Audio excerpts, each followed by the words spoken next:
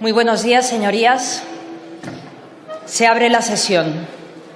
Damos inicio a la sesión de hoy en el formato de presencia reducida ya conocido de las últimas semanas y con un orden del día que incluye la comparecencia del presidente del Gobierno, el debate de la solicitud de prórroga del estado de alarma, preguntas e interpelaciones y la convalidación de un decreto ley, aspectos todos ellos vinculados a la crisis de la COVID-19 que centra la actividad del Congreso en estos días. Estoy segura de que expreso la voluntad de todos los diputados y diputadas, los presentes y los que siguen telemáticamente el Pleno, al decir que nuestra tarea, como la de tantos otros responsables públicos, trabajadores y profesionales, es nuestra contribución a la superación de esta crisis y nuestra muestra de recuerdo a quienes más sufren o han sufrido los efectos de la pandemia y de respeto y agradecimiento a quienes trabajan por ello. De conformidad con lo dispuesto por el artículo 68.1 del Reglamento y con lo acordado por la Junta de Portavoces, esta Presidencia somete al Pleno de la Cámara la exclusión del orden del día de la presente sesión del punto 21, correspondiente a la convalidación y derogación del Real Decreto Ley 12/2020 de 31 de marzo de medidas urgentes en materia de protección y asistencia a las víctimas de violencia de género. ¿Lo acuerda así la Cámara? En consecuencia, queda aprobada la exclusión del punto de referencia. Asimismo, les informo de que las propuestas relativas a la solicitud de autorización de la prórroga del estado de alarma se votarán al finalizar el primer punto del orden del día, como ya hicimos en la última sesión de votación de prórroga. Comenzamos con la comparecencia a petición propia del presidente del Gobierno ante el Pleno del Congreso de los Diputados para informar del Consejo Europeo Extraordinario celebrado el 20 y 21 de febrero y para informar del Consejo Europeo Ordinario celebrado los días 26 y 27 de marzo de 2020, que, conforme a lo acordado por la Junta de Portavoces, se debatirá acumuladamente con la solicitud de autorización de la prórroga del estado de alarma declarado mediante el Real Decreto 463/2020 de 14 de marzo, por el que se declara el estado de alarma para la gestión de la situación de crisis sanitaria ocasionada por el COVID-19, prorrogado por los Reales Decretos 476/2020 de 27 de marzo y 487/2020 de 10 de abril. Para informar sobre los consejos europeos y exponer las razones que han motivado la solicitud de prórroga del estado de alarma, tiene la palabra en nombre del Gobierno el señor presidente del Gobierno.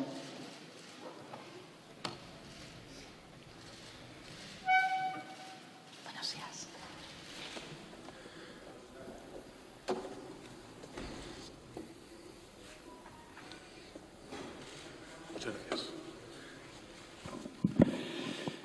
Muchas gracias, señora presidenta. Señorías, estamos a escasas horas de rebasar la cifra de 40 días de confinamiento desde que en España activamos uno de los estados de alarma más estrictos del mundo.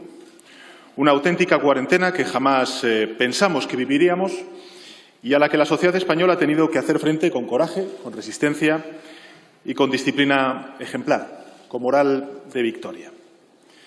Estamos viviendo un tiempo de extraordinarios sacrificios en lo personal, sacrificios también sociales y sacrificios también económicos que apenas han comenzado. Porque la crisis mundial de salud pública provocada por el COVID-19 no se acabará del todo hasta que la ciencia no encuentre una vacuna. Mientras tanto, todos los gobiernos de todas las instituciones en todos los rincones del planeta debemos seguir trabajando por contener la propagación del virus y a la vez que nos preparamos para adentrarnos en una nueva normalidad. Hace días que en España se observan tendencias positivas que nos indican que estamos doblegando la curva de contagios. Hemos superado, como ha dicho el ministro de Sanidad en distintas comparecencias, el momento crítico de la propagación del virus. Nuestro sistema de salud ha resistido y la cifra de recuperados, que hoy suma más de 82.000 personas, es un motivo de esperanza. Pero, señorías, no podemos bajar la guardia. Aunque nuestro sistema sanitario empiece a descongestionarse, como lo está haciendo, y los materiales y los test estén llegando, como lo están haciendo ya en mayores cantidades, cada vida perdida nos recuerda la solemne obligación de seguir trabajando sin descanso por ofrecer un mañana a todos los españoles y españolas. Esas vidas arrebatadas han llenado de dolor los hogares de miles de familias que nunca olvidarán la brutalidad de esta crisis sanitaria. Yo quiero asegurar de nuevo aquí, ante todos ustedes, en la Cámara de la Soberanía Popular, que la sociedad española tampoco la olvidará ni olvidará a sus muertos. Todos ellos merecen nuestro homenaje y lo tendrán. Todos ellos merecen nuestro recuerdo y lo tendrán, además, con la amplitud y con la solemnidad que merecen. Señorías, comparezco hoy en el Congreso de los Diputados por dos razones, como ha dicho la presidenta del Congreso. En primer lugar, para solicitar la nueva prórroga del estado de alarma que nos permita adentrarnos de forma progresiva y sensata en la siguiente fase, en la fase de desescalada, y para rendir cuentas de la labor que el Gobierno de España está realizando en el marco de la Unión Europea en distintos consejos europeos que se han venido desarrollando durante este inicio de año. Empiezo por el primer punto, objeto del motivo que nos ha traído hasta aquí. Comparezco, por tanto, señorías, para solicitar que todas las fuerzas parlamentarias, o al menos la mayoría de las fuerzas parlamentarias aquí presentes, apoyen el Real Decreto de ampliación del estado de alarma aprobado por el Gobierno de España en el último Consejo de Ministros celebrado en el día de ayer. Es la tercera vez que pido como presidente del Gobierno esta prórroga, pero es la primera vez que puedo hacerlo con un escenario de futuro prudentemente, y subrayo esta palabra, prudentemente optimista. La ciudadanía ha resistido el confinamiento disciplinadamente, cargada de anhelos cada vez mayores y, sin duda alguna, también, reconozcámoslo, de incertidumbre. España entera se ha reinventado en estas semanas, ha aprendido a vivir en la espera, en la ausencia de certezas, en el encierro. Por primera vez desde que esta terrible emergencia empezó, hoy pido la prórroga del estado de alarma vislumbrando cómo podría ser la vida una vez superada la fase aguda de la crisis. Como ya anuncié, señorías, el sábado pasado, y he tratado también a los presidentes y presidentas autonómicos y también a los alcaldes y alcaldesas representadas en la Federación Española de Municipios y Provincias, y sin duda alguna también a los líderes de la mayoría de los partidos políticos, podemos empezar a diseñar el próximo escenario, que es el escenario de la desescalada. Considero imprescindible prorrogar el estado de alarma porque tenemos que ser extremadamente cautelosos en esta fase. En una situación de extrema gravedad como la que vivimos, y lo digo en presente, es obvio que cualquier optimismo debe ir acompañado de la prudencia, de la necesaria e la imprescindible prudencia. Por eso, y atendiéndonos a los consejos de la Organización Mundial de la Salud y desde el Gobierno de España también con el asesoramiento de distintos científicos, desde el Gobierno seremos extremadamente cautelosos y prudentes en la llamada fase de desescalada. Como ya saben, la OMS, la Organización Mundial de la Salud, ha recomendado las 6 pautas que debe reunir un país para levantar el confinamiento. Y me gustaría compartirlas con todos ustedes, al menos para que quede constancia en el acta del Congreso. En primer lugar, la transmisión tendrá que estar controlada e identificadas las personas infectadas. Caminamos en la dirección, a mi juicio, adecuada para lograrlo en todos y cada uno de los territorios de nuestro país. En segundo lugar, el sistema de salud deberá estar en condiciones de detectar, mediante test, cada caso de infección que aparezca, para que sea aislado de inmediato y para advertir a las personas a quienes pudiera haber contagiado. Señorías, hemos realizado ya 1 millón de test PCR, que son los más verosímiles, y hemos suministrado 2 millones de test rápidos a las comunidades autónomas para desarrollarlos en aquellos lugares donde puede haber un potencial contagio, como pueden ser, por ejemplo, los hospitales y también las residencias de mayores, como todos ustedes saben. En tercer lugar, deberemos tener bajo control total los lugares con mayor riesgo de infección y máxima vulnerabilidad, es decir, establecimientos sanitarios y, de nuevo, residencias de mayores. En cuarto lugar, deberá implantarse un sistema de control de personas procedentes de otras zonas para evitar nuevos contagios importados. Ya lo estamos haciendo y lo vamos a seguir haciendo durante las próximas semanas, no solamente a nivel nacional, sino también a nivel europeo e internacional.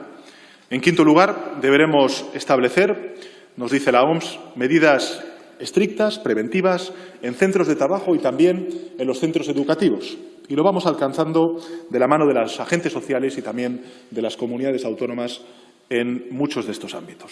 Y, en sexto lugar, la población deberá disponer de una información completa y deberemos estar todos y todas comprometidos con las reglas de higiene y de distanciamiento social.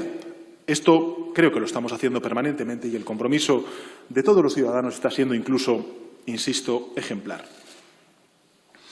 España, señorías, seguirá el criterio de la OMS y de los expertos, como hemos hecho desde el inicio de la crisis, y con mucho más motivo en esta fase en la que arriesgamos los logros que hemos conseguido entre todos tan trabajosamente. El confinamiento general no se levantará hasta que estemos de verdad preparados para ello.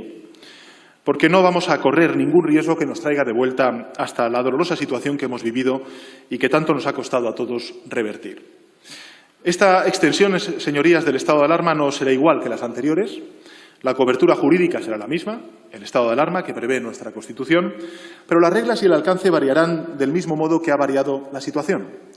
Y, por tanto, a lo largo de las próximas semanas, y teniendo la segunda mitad de mayo el horizonte de desescalada o la fase 2 de lucha contra la epidemia del COVID-19, las reglas y las limitaciones deberán ir variando para ajustarse a esos nuevos escenarios.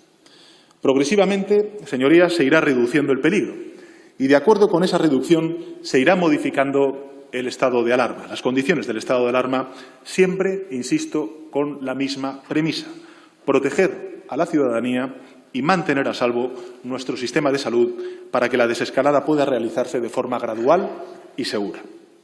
Conviene, por tanto, señorías, que todos asumamos que la desescalada va a ser lenta y gradual, precisamente porque debe ser segura. Cada mejora del sistema de salud, cada comprobación del control de los contagios, nos permitirá de nuevo un avance en la liberación de espacios de movilidad y de actividad social. Debemos evitar, en la medida de nuestras posibilidades, señorías, y con toda la incertidumbre que lógicamente tiene el estar enfrentándonos a un virus aún desconocido por la ciencia en cuanto a su remedio, debemos evitar los pasos en falso. Y por eso, tras cada nuevo avance, nos tenemos que cerciorar de su solidez antes de dar un nuevo paso. Si mantenemos a raya al virus y nuestro sistema de salud mantiene y refuerza el tono, plantearemos un nuevo paso. Y si no es así, nos detendremos. Y si advertimos cualquier riesgo, restableceremos restricciones. Es decir, no habrá, señorías, decisiones definitivas. Habrá avances y habrá retrocesos en función de cuál sea el comportamiento del virus a esas decisiones que vayamos tomando. Señorías, esta extensión del decreto de alarma contempla dos modificaciones muy importantes que me gustaría compartir con todos ustedes. La primera es la que aliviará el confinamiento de los menores, de los niños y las niñas, y también facilitará el día a día, por consiguiente, de sus padres. Y la segunda es que el Real Decreto habilita al Ministerio de Sanidad de nuevas atribuciones. Respecto al primer punto, este es un Gobierno que escucha, señorías, y por ello proponemos el alivio del confinamiento de los menores. Es verdad, pecamos de prudencia. Nuestros hijos y nuestras hijas lo son todo. El comité científico que asesora al Gobierno, así como los expertos en pediatría y en psicología infantil, nos han pedido que lo hagamos con la máxima cautela. Y tras las deliberaciones de las autoridades sanitarias y las de infancia, los menores podrán dar paseos controlados. Desde estas bases, a partir del próximo domingo, día 26 de abril, fecha de inicio de la nueva prórroga, proponemos permitir a los menores de 14 años poder acompañar a un adulto responsable de su cuidado cuando éste realice alguna actividad permitida durante el estado de alarma, y para los paseos de los menores se aprobará una orden al amparo de la habilitación que el Ministerio de Sanidad tiene conferida por el Real Decreto del estado de alarma, que ya les anuncio, ayer el propio ministro de Sanidad hizo público ante la sociedad española. Señorías, yo soy consciente, el Gobierno es consciente del tremendo esfuerzo que el confinamiento ha supuesto para los pequeños y para los padres y madres, para las familias de nuestro país. Reitero que esta excepción, este pequeño alivio, porque es un pequeño alivio, que supone la posibilidad de salidas infantiles, no altera lo más importante, y es la regla del confinamiento general que continúa en vigor. Respecto al segundo punto de la modificación del estado de alarma, que me parece el más sustantivo desde el punto de vista de fondo, de horizonte que tenemos durante las próximas 2 semanas de trabajo, quiero comunicarles que este Real Decreto de prórroga es diferente a los anteriores. Y lo es porque este Real Decreto es el Real Decreto que va a permitir empezar a desescalar las reglas de confinamiento. Por eso, lo que propone el Gobierno en esta modificación que traemos a su debate y a su votación habilita al Ministerio de Sanidad a modificar, a ampliar, a restringir las medidas, lugares, establecimientos, actividades comerciales, culturales y recreativas permitidas. Y me parece muy importante subrayar los verbos que incorporamos en mi intervención y también, lógicamente, en el texto que ustedes tienen que someter a votación. Habilita al Ministerio de Sanidad a modificar, a ampliar, a restringir las medidas, los lugares, los establecimientos y actividades comerciales, culturales y recreativas permitidas. Es decir, señorías, vamos a dar pasos hacia adelante y vamos a dar pasos hacia atrás en función de cómo se comporte la pandemia, la epidemia, en cada uno de los territorios. Y también, señorías, se habilita al Ministerio de Sanidad a dictar órdenes e instrucciones que determinen el alcance y el ámbito territorial de otras actividades y desplazamientos ya permitidos. Se trata de una herramienta jurídica esencial que nos va a servir para ir avanzando en las distintas etapas que compondrán la transición hacia esa nueva normalidad una vez hayamos vencido al virus. Y en esa transición ya estamos contando con las comunidades autónomas, como lo venimos haciendo también con los agentes sociales, con las que, en este caso, en los gobiernos autonómicos, nos reunimos el pasado lunes precisamente para empezar a construir esta estrategia de desescalada. Estamos, señorías, en la buena dirección para poder acometer este proceso de desescalada cuando toque, con la mejor coordinación entre las distintas administraciones. Me parece muy importante también subrayar, señorías, que los ayuntamientos van a jugar y las provincias un papel decisivo en esta transición hacia esa nueva normalidad. ¿Por qué? Porque las unidades territoriales, señorías, muy probablemente en cuanto a lo que representa la acción de ese desconfinamiento, esa desescalada, serán inferiores a lo que representa administrativamente los gobiernos autonómicos. Señoras y señores diputados, cuando obtuve la investidura como presidente del Gobierno, muy poco antes de que la pandemia alcanzara a España, muy pocos días antes de que la pandemia alcanzara a España, expresé las metas que pretendía para nuestro país y que estoy seguro comparte una amplia mayoría de la sociedad española con independencia de a quién vote en los distintos comicios. Un crecimiento, en primer lugar, decía, basado en el conocimiento y en el aumento de la productividad. Un salto adelante en la incorporación de España y de la sociedad en su conjunto a la revolución tecnológica en todos los ámbitos de nuestra sociedad. En tercer lugar, una transición ecológica hacia modos de producción más sostenibles y que tiene, lógicamente, que preservar el medio ambiente, además de garantizar la justicia en esa transición ecológica. En cuarto lugar, un estado del bienestar fuerte. Creo que es muy importante también sacar esta conclusión, además después de lo que estamos viviendo, un estado del bienestar fuerte, decía, que dispensa justicia social y que ampara a todos, sobre todo a los más débiles. Y, finalmente, una plena igualdad entre hombres y mujeres, además de un país capaz de convivir en la diferencia. Creo, señorías, que estas metas, desprovistas de cualquier espíritu partidista, mantienen plena vigencia tras la crisis sanitaria, económica y social a la que nos hemos visto sometidos. Creo que debe ser motivo de satisfacción, señorías, para todos el haber conseguido sumar a la gran mayoría de las fuerzas políticas en la disposición para conformar unos acuerdos por la reconstrucción social y económica de nuestro país. Por primera vez, después de muchos años, las fuerzas políticas, al menos en su mayoría con representación parlamentaria, nos reuniremos en una mesa para dialogar, para contrastar, para empezar a diseñar un escenario futuro de trabajo en común, de unidad y de fortaleza, de diálogo y de solidaridad. Yo creo que es un paso que anhela la inmensa mayoría de los ciudadanos y, además, diré que necesita nuestro país. Por eso, para nuestro Gobierno es sinónimo de esperanza. El Gobierno ya ha dicho, y lo reitera hoy, que el protagonismo de estos pactos es colectivo y que, si incluyen un éxito, solo habrá un ganador, y es precisamente el conjunto de la ciudadanía. Y quiero, en este sentido, señorías, dar las gracias aquí y ahora a todos los partidos que han dicho sí a esta mesa por la reconstrucción social y económica, a los gobiernos autonómicos que han dicho también sí a ese anhelo de un acuerdo interinstitucional para la reconstrucción social y económica y, sin duda alguna, también a los municipios, a los agentes sociales que han aceptado el reto de ponernos a buscar entre todo lo que nos une y aparcar las diferencias que, lógicamente, nos separan. De hacer efectivo el interés de toda la ciudadanía española por encima de cualquier estrategia partidista que busque el beneficio particular a expensas del resto. Vamos a sentar las bases de un acuerdo a futuro y creo sinceramente que es lo mejor que podemos ofrecerle a nuestro país. Creo que de este diálogo, que va a ser intenso y complejo, pero también completo y profundo, saldrá un futuro alentador. Debe salir un futuro alentador. Condicionará las bases de una nueva forma de gobernar y de una nueva forma de hacer política. Antes he dicho que España entera se estaba reinventando. Ha reinventado su cotidianidad y su forma de organizarse, su manera de subsistir y también de resistir. Así que ha llegado el momento de que la política esté a la altura de la ciudadanía. Ha llegado la hora de unos nuevos modos políticos. Cuando dispongamos, señorías, de la suficiente perspectiva, seguramente comprobaremos que esta emergencia mundial tiene como efecto acelerar cambios que ya se estaban poniendo en marcha desde hace ya años. El cambio hacia nuevas formas de trabajo no presencial, con la difusión del teletrabajo, el cambio hacia formas de producción y consumo compatibles con la respuesta a la emergencia climática, el cambio acelerado hacia la digitalización y la automatización. Ahí estamos viendo, por ejemplo, los efectos y la brecha digital, los efectos que está teniendo sobre la educación y singularmente sobre la educación pública. El cambio hacia formas de gobernanza mundial para hacer frente a amenazas que son también globales, como hemos visto es, por ejemplo, esta pandemia.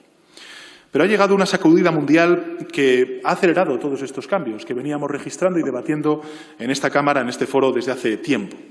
Y creo que uno de los cambios más importantes que nos aguardan es el cambio en la política hacia formas de diálogo y de cooperación que reemplacen las dialécticas estériles de bloqueo y de confrontación.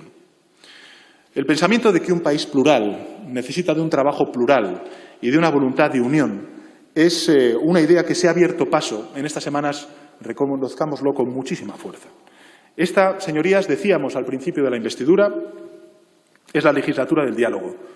Debe ser la legislatura del diálogo. Y lo repetí después. Y lo mantengo, señorías.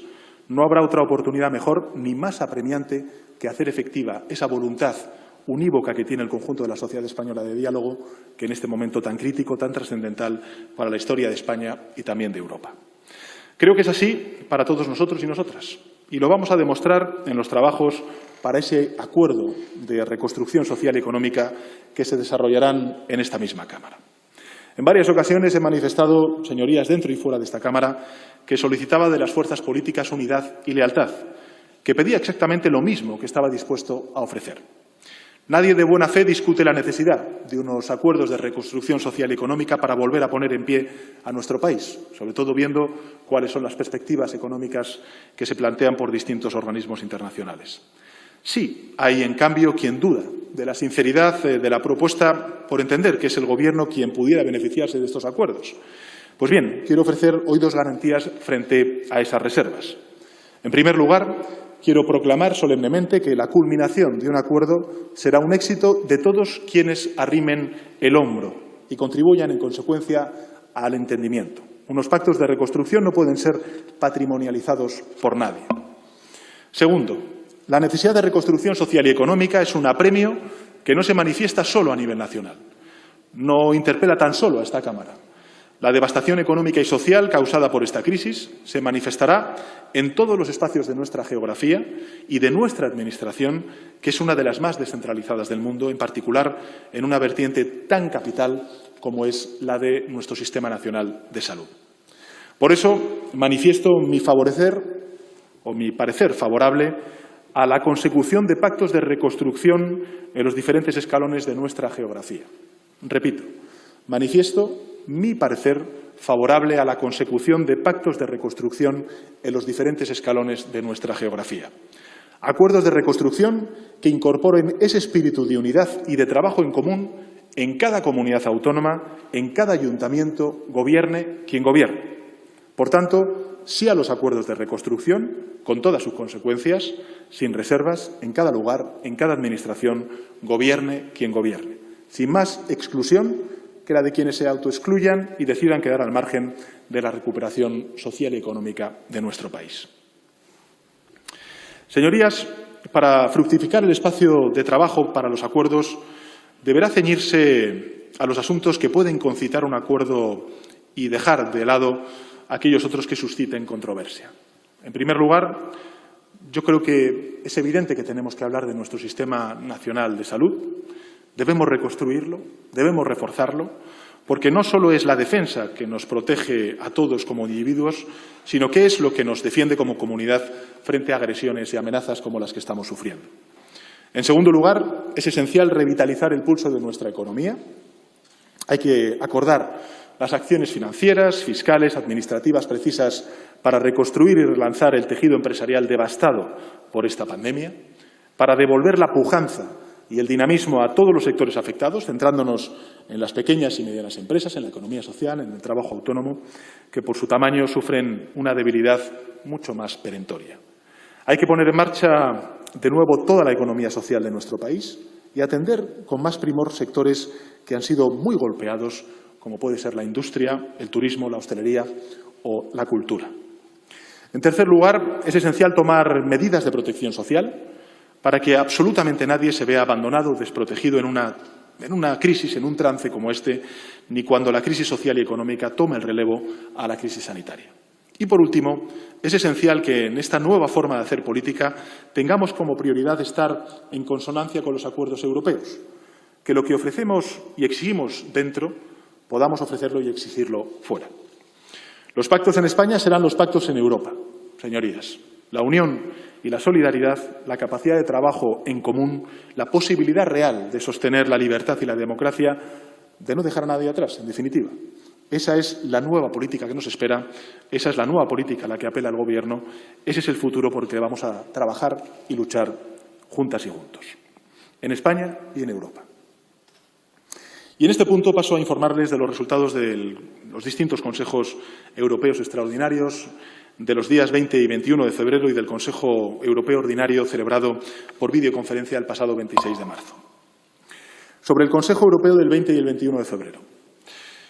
Bien, fue un consejo planteado por el presidente del Consejo, de Charles Michel, como una oportunidad para alcanzar un acuerdo sobre el marco financiero plurianual, algo que se anticipó como muy complicado desde el principio. Como saben, en la reunión de diciembre pasado no hubo acuerdo sobre la propuesta que habían presentado la Comisión primero y luego la presidencia entonces de la Unión Europea, la presidencia finlandesa después. Ambas eran insuficientes para los objetivos españoles en materia de política agrícola común y también en política de cohesión. Por ello, instamos al presidente del Consejo a presentar una nueva propuesta en la que hubiera acercamiento de posturas, lo que hizo que el 14 de febrero pasado presentara esa propuesta y que constituyó la base de negociación del Consejo Europeo Extraordinario que hoy nos trae aquí. Antes de esa reunión, señorías, ya dijimos que la nueva propuesta nos parecía igual de decepcionante que la anterior, porque seguía sin recoger los planteamientos de muchos países, entre ellos el nuestro, y eso no favorecía el consenso.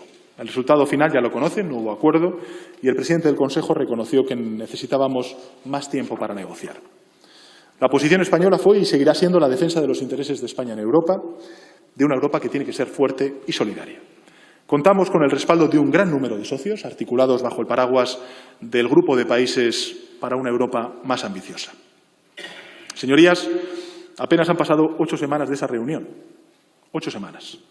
Y hoy, cuando les he contado esto, estoy convencido de que han pensado qué ha ocurrido hace años. El mundo en el que vivíamos ha cambiado de golpe. Sin embargo, lo que el Gobierno de España defendió esos días ha cobrado todavía más sentido. Nuestros planteamientos de entonces se han demostrado hoy imprescindibles si queremos asegurar la reconstrucción y la recuperación económica y social de nuestro país y también de la Unión Europea en su conjunto para afrontar con éxito las consecuencias de la pandemia.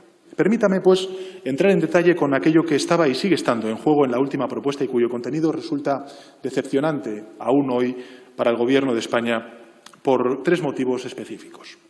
El primero, porque el volumen total del marco financiero plurianual, es decir, el volumen de los presupuestos para los próximos 7 años de la Unión Europea, resultaba y resulta insuficiente. Si abogamos por unos presupuestos ambiciosos, capaces de responder a los desafíos del futuro de la Unión Europea y asumiendo además el coste de la salida del Reino Unido, pues es evidente que tenemos que aspirar a mucho más, a muchos más recursos. Estamos hablando, entre otras cuestiones, por ejemplo, del nuevo Pacto Verde Europeo, de la descarbonización de las actividades productivas, de la justicia de esa transición ecológica, de la política migratoria, de la política de transición digital, de las políticas de vecindad, de las políticas agrícolas comunes, o común, mejor dicho, y la política de cohesión, y además otro largo etcétera. Para que se hagan una idea, la propuesta inicial definía un tamaño del presupuesto comunitario del 1,074% de la renta nacional bruta del conjunto de la Unión, solo 4 centésimas más que la propuesta finlandesa del pasado mes de diciembre, suponían una práctica congelación, en definitiva, del presupuesto europeo y, en consecuencia, resultaba inaceptable. El Gobierno de España, evidentemente, se opuso, como todos ustedes saben. Tenemos que recordar, además, en este punto, que la propuesta inicial de la Comisión Europea fue del 1,114% de la renta nacional bruta y la del Parlamento Europeo era una propuesta incluso superior, del 1,3%. Un presupuesto ambicioso es hoy, creo, y podríamos estar todos de acuerdo, señorías, una condición indispensable. Sin él no podremos responder a los enormes retos que tenemos ante nosotros, los que teníamos y los que tenemos después de la pandemia. Tras la crisis del COVID-19 necesitamos un presupuesto europeo que sea cualitativa y cuantitativamente diferente de todos los que nos han precedido hasta ahora. España, señorías, tengan ustedes la convicción, la certeza, está siendo uno de los países que más está luchando para que esto se haga realidad y seguiremos haciéndolo en el Consejo Europeo que hay convocado para el día de mañana. Hay un día que tenemos, hay una idea, mejor dicho, que tenemos que empezar a asumir en todos los ámbitos y también en este, y es que lo anterior a la crisis no sirve como patrón de medida. Tenemos que inventar una nueva normalidad y, en consecuencia, tenemos que hacerlo con ambición. Y la ambición tiene que ir acompañada, lógicamente, de recursos presupuestarios. El segundo motivo de la decepción que les manifestaba antes tiene que ver con los enormes recortes en dos políticas tradicionales y que, además, una de ellas se ha demostrado imprescindible después del brote de esta pandemia. Uno es la política agrícola común y otro es las políticas de cohesión que constituyen el eje vertebrador de la Unión Europea. En este punto, desde el Gobierno de España, hemos defendido con firmeza la necesidad de romper con la engañosa disyuntiva que pretende contraponer las supuestas viejas políticas europeas comunes a políticas que no tienen sentido, políticas negativas incluso para la construcción europea, y asociar las políticas buenas a las políticas nuevas. Nada más lejos de la realidad, señorías. Me han escuchado decirlo desde esta tribuna cuando hemos tenido ocasión también de hablar sobre las perspectivas financieras en épocas ya pasadas. Debemos mantener ambas prioridades. Las políticas de cohesión y, sobre todo, la política agrícola común son las que están más cerca de la ciudadanía y las que fortalecen algo muy importante que está puesto en cuestión ahora también como consecuencia de la crisis, que es el mercado interior y su correcto funcionamiento. Con respecto a la política de cohesión, decirles que no existirá ni convergencia real entre regiones, ni igualdad de condiciones, ni un cambio real de modelo como el que reclama, por ejemplo, el Acuerdo Verde Europeo, sin una política de cohesión fuerte. Y no podíamos, por tanto, aceptar una propuesta que implicaba una asignación de fondos para nuestro país muy por debajo de la propuesta inicial de la Comisión Europea, que, recordemos, alcanzaba los 34.000 millones de euros.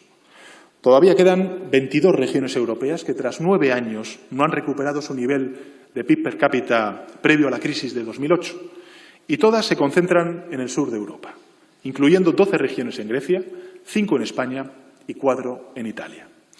El nuevo marco financiero no puede ignorar que nuestras regiones se empobrecieron como consecuencia de la crisis económica y financiera de 2008, empeorando en términos de PIB per cápita y de desempleo en comparación con la mayor parte de regiones europeas. 11, señorías, 11 de nuestras comunidades autónomas se reclasificarían a la baja en el próximo marco financiero plurianual si siguiéramos la línea propuesta por la presidencia finlandesa. 14 de nuestras regiones estarían ahora en transición o se considerarían regiones menos desarrolladas. Sería, en consecuencia, un error estratégico, no solamente para España, sino también para Europa, permitir una disminución de las políticas destinadas a compensar las diferencias en desarrollo, especialmente en las regiones periféricas y que menos se benefician de una posición geográfica central en el acceso al mercado interior. El Gobierno estuvo dispuesto en febrero a que las propuestas en cohesión abandonaran a aquellos que más sufrieron la crisis de 2008. La nueva realidad tras la crisis del COVID-19 añadirá y agravará impactos económicos y sociales ante los que la política de cohesión tendrá que dar respuesta para no dejar a nadie atrás. Y respecto a la política agrícola común, decirles que, como saben ustedes, el próximo marco financiero plurianual suponía una oportunidad sin precedentes y supone una oportunidad sin precedentes para que el sector agrario contribuya positivamente a la transición hacia una economía climáticamente neutra en 2050. Esto es lo que ha defendido el Gobierno de España. Sin embargo, la propuesta que ustedes conocen, la propuesta de febrero, establecía recortes de hasta 53.000 millones de euros en la PAC, con una reducción del 10,8% para nuestro país. Algo sencillamente inasumible. Mientras requerimos a agricultores y ganaderos nuevos esfuerzos de adaptación a esa transición ecológica. Trabajadores del campo que nos piden acompañamiento en la modernización que están haciendo y que afrontan a la vez que sufren las consecuencias de la despoblación, que es otro de los retos de nuestro país y del continente europeo. Por ello, dejamos clara nuestra negativa al recorte previsto y nuestra exigencia de mantener una dotación para la PAC como mínimo de la misma cantidad en términos corrientes a la vigente en el actual marco financiero plurianual, incluidos los pagos directos tan importantes para nuestros agricultores. En la nueva propuesta se incluyó en este apartado el Fondo de Transición Justa para la Neutralidad Climática en 2050, modelo con el que nuestro país y el Gobierno de España, señorías, lo saben ustedes, está totalmente comprometido. Y desde el Gobierno lanzamos dos advertencias al resto de miembros del Consejo Europeo. La primera es que los criterios de reparto no deberían premiar a los que no han hecho los deberes, entre otras cuestiones porque nosotros los hicimos hace ya unos meses. Y la segunda, que debe existir una equiparación de reglas entre el Fondo Europeo de Desarrollo Regional y el Fondo de Transición Justa. Y esto es importante para que la transición ecológica pueda financiarse mediante ambos instrumentos y para que se tenga en cuenta el nivel de desarrollo de cada una de las regiones en nuestro continente. El tercer motivo de decepción por el cual nosotros no compartimos la aproximación que hizo el Consejo Europeo en el mes de febrero fue el mantenimiento por parte de la Presidencia y de la Presidencia del Consejo y de la Presidencia entonces finlandesa del sistema de cheques, pese a que su lógica solo tenía sentido con la permanencia del Reino Unido en la Unión Europea. Se trata de un sistema regresivo que el Gobierno de España quiere erradicar cuanto antes, pues va en contra de toda justicia redistributiva recompensar aún más a quienes más tienen y, por consiguiente, quienes más disfrutan de una mayor riqueza.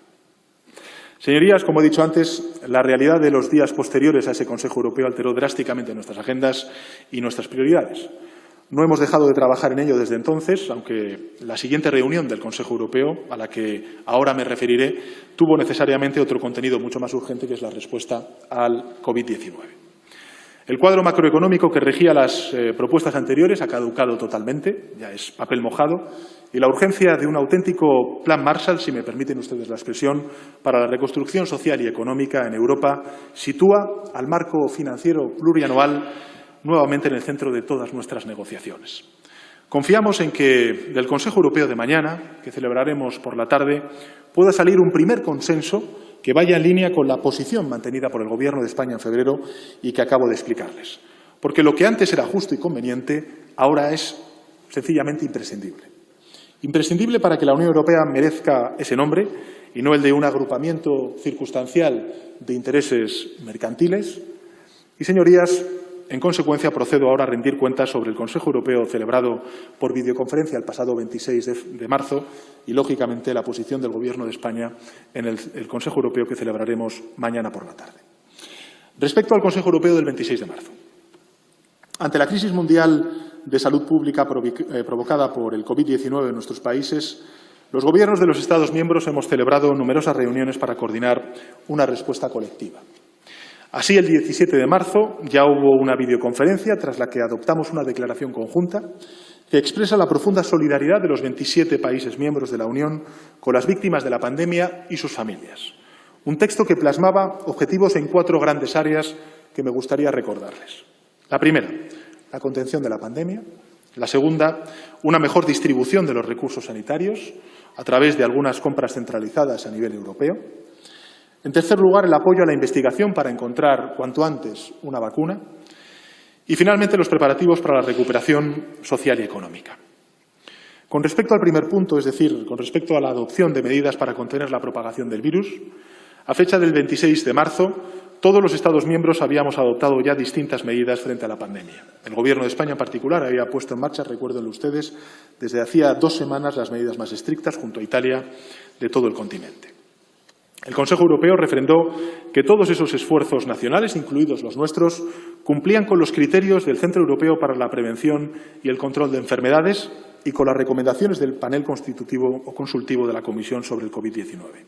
Además, la presidencia croata, que es la que ahora mismo dirige, digamos, los designios de la Unión, activó el dispositivo de la Unión de Respuesta Política Integrada a la Crisis para llevar a cabo un seguimiento coordinado de la evolución de la situación. En el pasado Consejo Europeo tratamos dos importantes puntos relativos a la movilidad de las personas, que ustedes conocen. El control de las fronteras exteriores, con la aplicación de una restricción temporal por 30 días, ahora prorrogada, de los viajes no esenciales a la Unión Europea. En segundo lugar, una gestión fluida en las fronteras interiores, ahí donde hubiera, controles para asegurar que estos no afectan a los movimientos esenciales, sobre todo a los trabajadores transfronterizos de mercancías esenciales. A nuestro país, lógicamente, le afecta esa relación con Francia y con Portugal.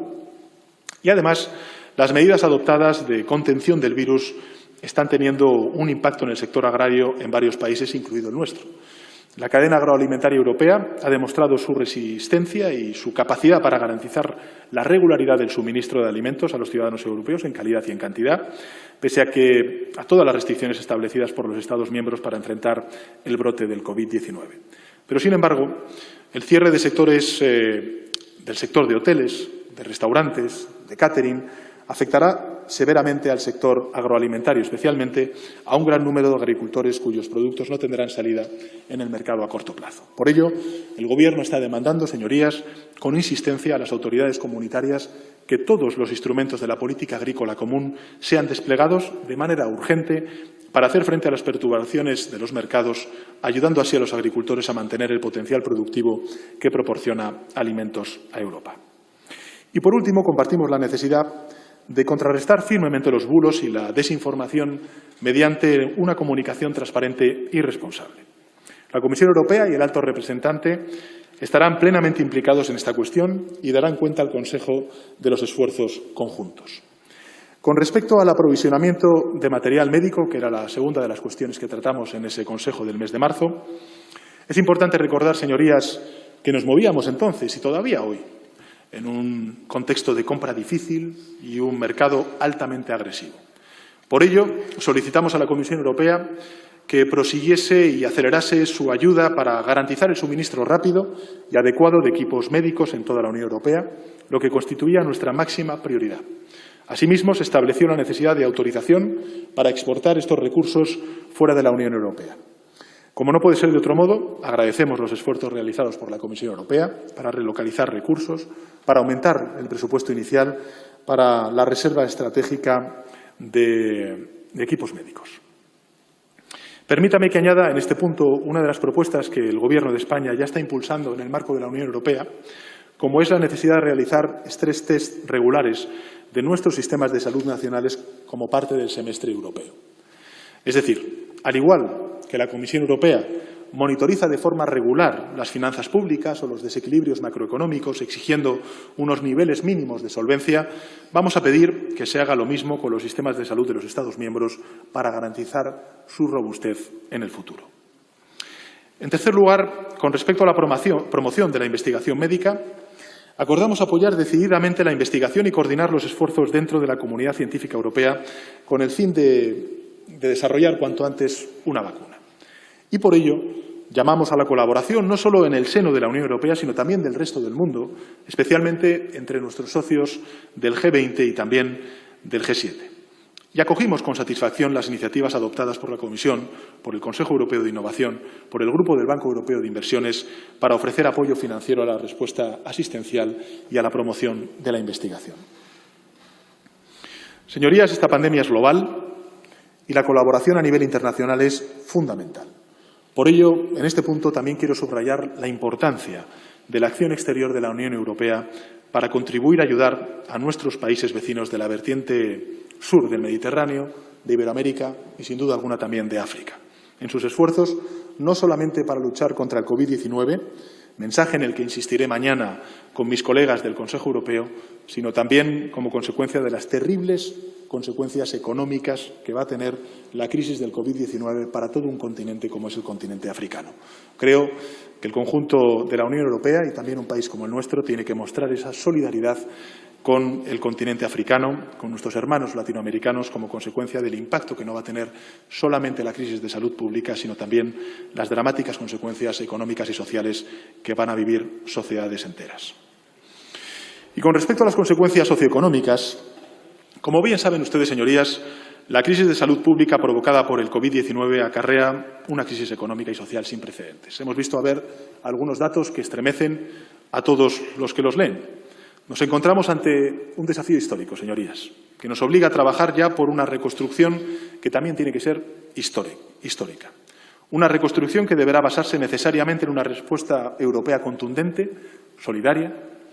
Y, en consecuencia, el pasado 26 de marzo, el Consejo Europeo tomó nota de los avances realizados por el Eurogrupo 2 días antes y agradecimos las medidas adoptadas por el Banco Central Europeo para garantizar unas condiciones de financiación favorables.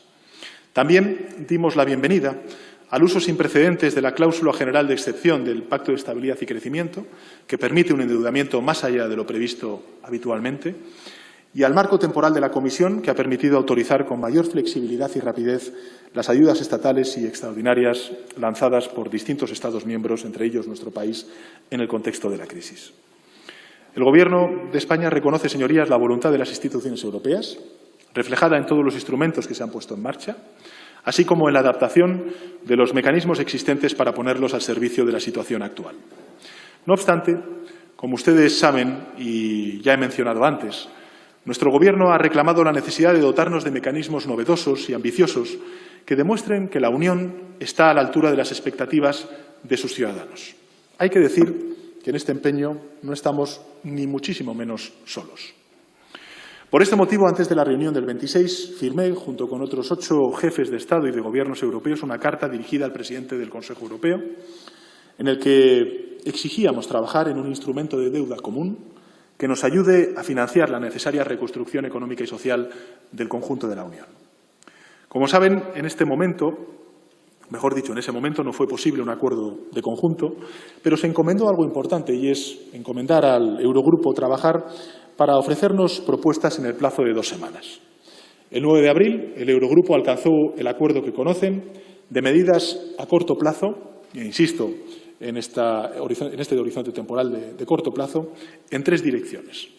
En primer lugar, de protección de los trabajadores y trabajadoras, mediante la creación de un instrumento de apoyo para mitigar los riesgos de desempleo, que podría financiar, por ejemplo, ERTEs en nuestro país. En segundo lugar, de protección de las empresas, con el apoyo del Banco Europeo de Inversiones. Y, en tercer lugar, el apoyo a los Estados en su respuesta sanitaria mediante el acceso no condicional a una nueva línea del MEDE de hasta 240.000 millones de euros. En total son 540.000 millones de euros para dar respuesta en el corto plazo con financiación europea a esta crisis del COVID-19. Y lo que a mi juicio es aún más importante de lo que se acordó por parte de los ministros de Finanzas ese 9 de abril es esbozar la necesidad de un plan de reconstrucción, un plan de recuperación en el medio y en el largo plazo para nuestro continente. En la videoconferencia del 26 de marzo ya expuse ante los demás líderes europeos nuestra propuesta de un plan Marshall para Europa y la declaración incorporó la idea de una hoja de ruta en esa dirección. Y yo creo que para el Gobierno de España el plan de reconstrucción deberá ser de dimensiones proporcionales al desafío que tenemos por delante, permitiendo la flexibilidad suficiente de los instrumentos de cohesión, fundamental para poder gestionarlo en aquellas localidades, en aquellos territorios más dañados por la pandemia, llamados a jugar estos instrumentos de cohesión un papel, a nuestro juicio, determinante, y teniendo en cuenta los distintos sectores económicos que se verán más afectados en nuestro país, en especial el sector turístico y el resto de servicios. En el Consejo Europeo de mañana, señorías, abordaremos todos estos aspectos. Quiero también trasladarles el razonable optimismo del Gobierno, porque las conclusiones contemplan que la salida de esta crisis debe ir acompañada de un crecimiento sostenible vinculado a la transición ecológica justa. Hemos hecho de la lucha contra la emergencia climática un pilar transversal de nuestra acción de Gobierno y hemos posicionado a España en la vanguardia europea en este ámbito. El deterioro de nuestro planeta no espera a la reconstrucción y, por tanto, debe ser uno de los principales elementos de esa reconstrucción y esa recuperación futura de nuestro continente. Y, en este sentido, la vicepresidenta y ministra de Transición Ecológica y Reto Demográfico así lo ha hecho saber en una carta que ha dirigido, junto con otros homólogos europeos, a la Comisión Europea. Con respecto a la repatriación de ciudadanos europeos bloqueados en terceros países, el pasado 26 de marzo coincidimos en la conveniencia de intensificar y agilizar aún más los esfuerzos por garantizar que los ciudadanos y ciudadanas de la Unión que se encuentren bloqueados en terceros países y deseen regresar a nuestro continente, a sus países, puedan hacerlo. Contamos para ello con el apoyo activo del Alto Representante y de la Comisión Europea, lo que se ha traducido ya en miles de repatriaciones. El Gobierno, desde el Ministerio de Asuntos Exteriores, está en comunicación constante con su red de embajadas y consulados en todo el mundo, a cuyos empleados, por cierto, aprovecho para agradecerles su incansable empeño para ayudar a los ciudadanos españoles que residen en el exterior. La ministra ha creado una unidad de crisis que está coordinando el retorno de los ciudadanos y ciudadanas españoles, junto con las comunidades autónomas, terceros países y los Estados miembros de la Unión. En las últimas semanas, señorías, se ha facilitado el regreso de más de 21.000 compatriotas. Este, señorías, es un resumen largo, complejo, de lo que han seguido en estos dos últimos consejos. Pero, como ustedes bien saben, mañana mismo afrontamos una nueva reunión cuya trascendencia no se le escapa a nadie. Por eso mismo me ha parecido oportuno terminar mi intervención con una breve referencia a la postura que el Gobierno de España va a mantener en la reunión del Consejo de mañana. Señorías, todos somos conscientes de un hecho indiscutible, y es que debemos alcanzar la mayor unidad posible entre nosotros para reconstruir nuestro país. Pero las posibilidades reales de las medidas que acordemos dependerán de la existencia de un gran plan de reconstrucción y recuperación a nivel europeo. Por eso acudimos al Consejo Europeo de mañana con tres grandes prioridades que vamos a empujar en todos los ámbitos y por todos los medios. En primer lugar, el Consejo Europeo debe dar la bienvenida al paquete financiero aprobado por el Eurogrupo, al cual antes he hecho referencia, y exigir la finalización del trabajo preparatorio para que los instrumentos estén listos el 1 de junio como muy tarde. Esto es clave para Europa y es clave, en consecuencia, para nuestro país. En segundo lugar, el Gobierno de España ha hecho esta semana una propuesta que intenta aunar la mayor ambición posible en la defensa de nuestros legítimos intereses con una posibilidad real de acuerdo. Hemos planteado la creación de un gran fondo de recuperación de hasta 1,5 billones de euros, el triple de lo acordado en el Eurogrupo, financiado con deuda perpetua y vinculado al presupuesto de la Unión Europea. Una solución que, a nuestro juicio, ofrece 4 ventajas indudables que quiero compartir con todos ustedes. En primer lugar, supondrían transferencias a fondo perdido, en vez de préstamos reembolsables, que solo servirían para agravar el endeudamiento masivo de los países de la Unión Europea. En segundo lugar, estas transferencias directas irían destinadas a financiar un programa de recuperación y reconstrucción que permita relanzar rápidamente las economías europeas, invirtiendo en áreas clave como la transición ecológica, como la transición digital, la mejora de la autonomía industrial y tecnológica de la Unión Europea y también en los sectores más afectados, como es el del transporte o el del turismo. En tercer lugar, la distribución de los fondos entre los Estados miembros se realizaría atendiendo al impacto humano, social y económico de la pandemia del COVID-19. Es decir, el grueso de los recursos deben ir a aquellos países más afectados.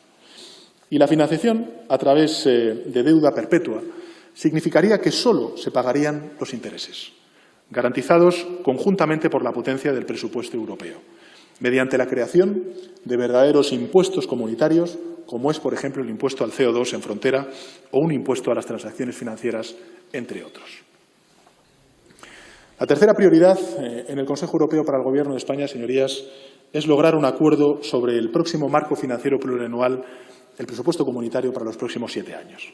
En estos momentos críticos, Europa necesita un presupuesto cuanto antes, creo que en esto podemos estar todos de acuerdo, que mantenga la dotación de las políticas agrícolas y de cohesión, al tiempo que refuerza las asignaciones a otros sectores que se han revelado clave en esta crisis, como es, por ejemplo, la digitalización, la transición ecológica o, por qué no decirlo también, la investigación, la ciencia, la migración o el fortalecimiento de nuestros sistemas de salud.